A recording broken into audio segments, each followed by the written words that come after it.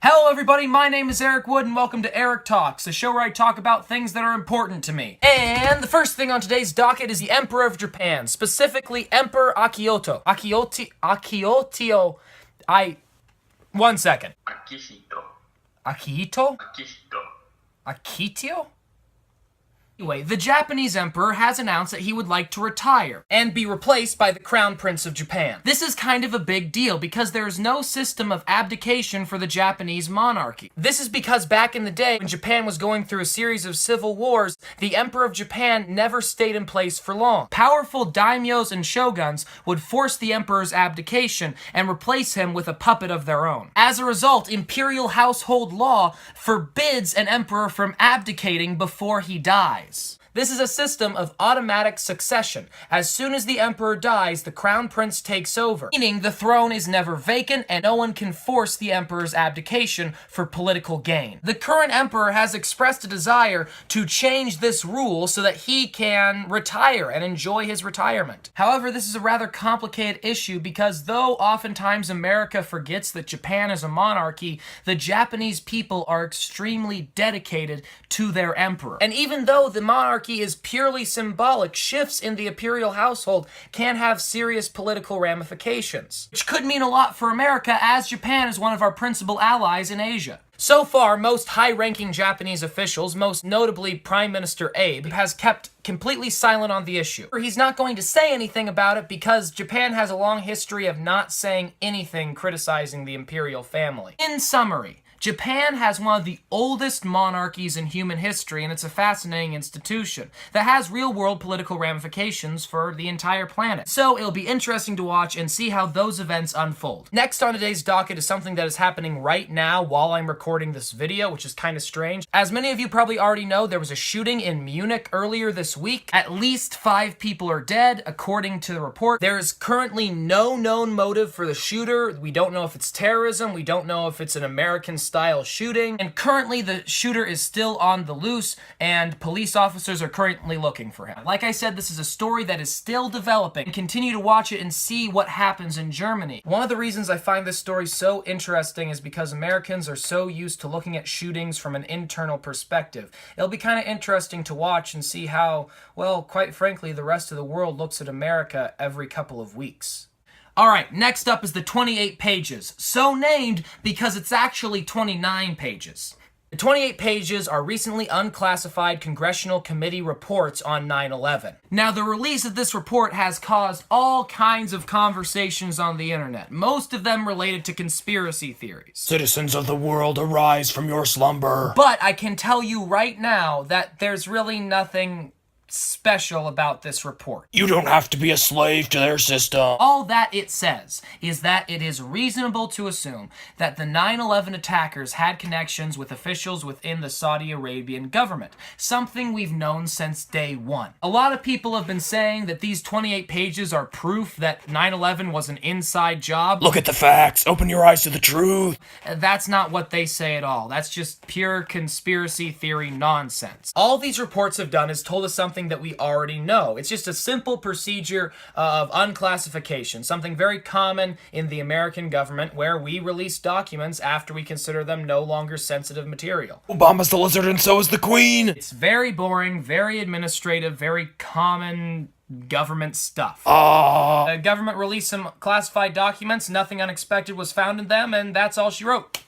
Next important thing that we gotta talk about is the Republican National Convention. At the Republican National Convention, and I've already talked too long about this. I'm bored. Next! In some slightly less political news, Dwayne "The Rock" Johnson has recently been crowned as the highest paid actor this year, because it means that he's doubled his net worth in the course of a year, which is pretty impressive considering how much his net worth is. The reason I wanted to talk to you about this is because this is kind of a good reminder of some basic principles. Dwayne "The Rock" Johnson once said in 1995, I had $7 in my pocket and I knew 2 things. I'm as broke as hell and one day I won't be. We live in a world where it kind of feels like evil and corrupt people are universally richer, more powerful, and more influential than good people. But Dwayne "The Rock" Johnson, at the end of the day, is just a nice guy who likes to wrestle people. So it's kind of a good reminder that hard work and just being nice can pay off in the end, even if it doesn't seem like that in the short term. Alright, now that we have all that out of the way, it's time to think deep. Today I want to talk about something extremely important to me, which is political discourse. Political discourse! A lot of people say that you're kind of dead nowadays, but were you ever really alive? Political discourse really is nothing more than having a healthy conversation with someone about something that's controversial. People like to think we used to be able to do that well, and now, for whatever reason, today we are so messed up and whatever.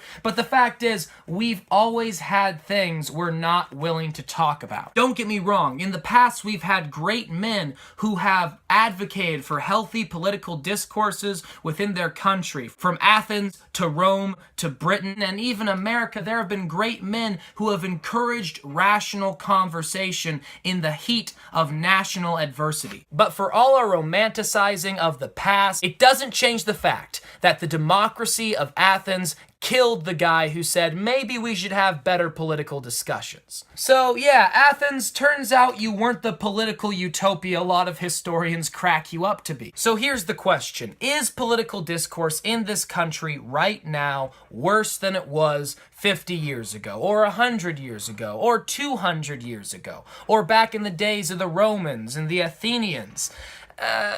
Maybe? Healthy and respectful political discourse is the only way that we as a democracy can continue to survive and thrive. So how can we fix the problem that is currently in our country? How can we fix the fact that people who support Hillary Clinton and people who support Donald Trump see each other as totally different species, rather as a part of the same humanity? I'm going to introduce you guys to a very simple rule. Seek first to understand, and then seek to be understood. If you go into a conversation saying, I need to convince you that my side is correct, and you immediately jump into saying, hey, you're wrong, that conversation isn't going to go anywhere. But if you go into a conversation saying, hey, why do you believe this thing? I don't quite understand. Then you have an opportunity for that person to explain something to you, and then you can respond with, I'm not sure I agree with you. Let me tell you why. Then you have a dialogue. You're not just saying, I am right, you are wrong, understand my opinion. You are saying, I want to understand you so that you can better understand me. See the difference between those two things? I was watching a press release from Paul Ryan, current Speaker of the United States House of Representatives. All he said was that poor people are human beings. There is nothing controversial about that statement. And what this politician was saying is that I want to help these people. That's it. He wasn't proposing a policy. He wasn't making a radical statement. He was just saying that poor people are human beings and society has a responsibility to help them. I scroll down into the comments section, and what do I find? My personal favorite comment was this one. Paul Ryan, you are a government stooge, this is BS, and this is just a propaganda opportunity for you. Okay, fair enough, but do you agree with what he was saying? It doesn't matter if people agree with your statement. They just don't like you as a person. Here's a simple fact for you. Poor minds talk about people. Better minds talk about events, and great minds talk about ideas. Or all we seem to be able to talk about is people.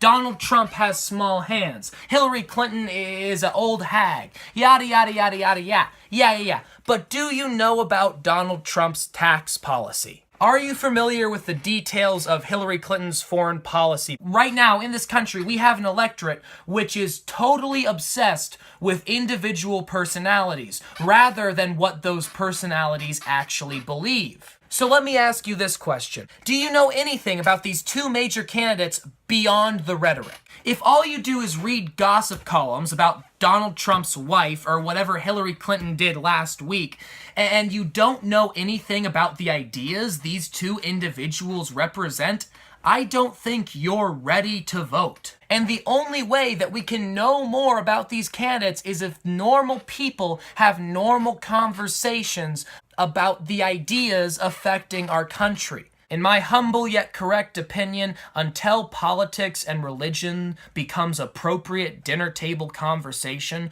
our country is doomed.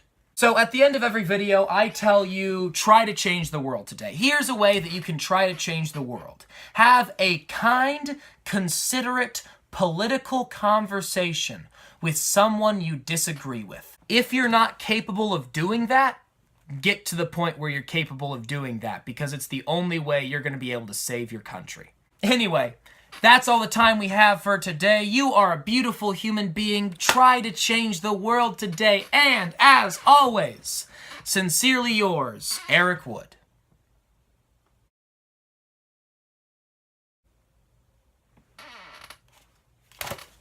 Are you still here? Well, I guess you could amuse yourself by clicking on the tiny adorable tree to subscribe. Or you could click on the globe to go to my YouTube channel and, you know, watch more of my videos if you want to. Or you could just keep on staring at the screen.